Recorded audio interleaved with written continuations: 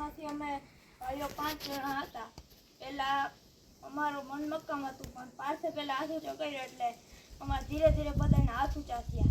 પછી પહેલા 1-2 દી તો મજા ના આવી, પછી ધીરે ધીરે બધા વિકેટ ખેલવા માંડ્યા. પછી હું જમી તે બાકી રહ્યા.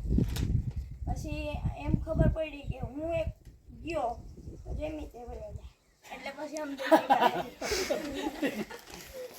એને સપોર્ટ ત્યાં કરી એને મને બે વાહ કેવું રહ્યું આમ મજા આવી, બહુ મજા આવી એટલે અત્યારે મજા આઈસ્ક્રીમ ખાવાની. એને હતું કંઈક પિક્ચર જોવાની ખૂબ મજા આવી એટલે આમ ભૂખા પેટે ભણવાની મજા આવે, કારણ કે નીંદર વધારે ના આવે. અચ્છા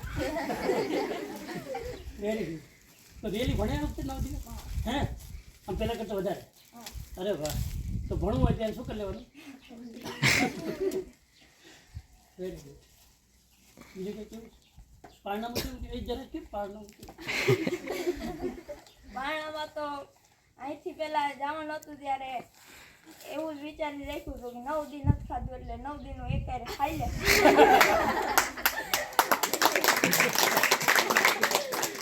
પછી ત્યાં પૂગ્યા હતા, બધી નવી નવી વાનગી હતી એટલે ટેસ્ટ કરવામાં જ આખું પેટ ભરાય. પછી બીજી વાર વારો આવ્યો ત્યારે થોડુંક લીધું, બાકી પછી વધારે ખાવાનું નહીં, કારણ કે 9 દીને ટેવ પડી ગઈ હતી ને. પેલું પેલું સ્ટમક બિચારું ખાવ હડતાલ ઉપર ઉતરી ગયું સરસ વેરી ગુડ કોઈ એકાઈ વ્રત કરતો જ નથી, પણ આઈબીલના બધા ઓલી વખતે કહેતા હતા કે ઘણા બધા ફાયદા થાય છે, એટલે મેં પહેલા ટ્રાય કરી હતી આઈબીલની.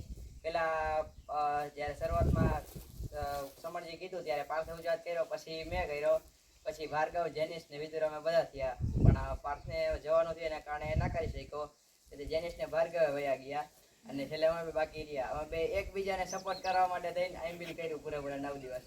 એવું માનતા હતા કે હું આને સપોર્ટ કરું, હું આને સપોર્ટ કરું, એથી 9 દી કરી શક્યા. મને આમ તો વધારે કાંઈ ફરક નથી દેખાતો, પણ એક ફરક દેખાણો કે જે ઊંઘ હતી એ ઓછી થઈ.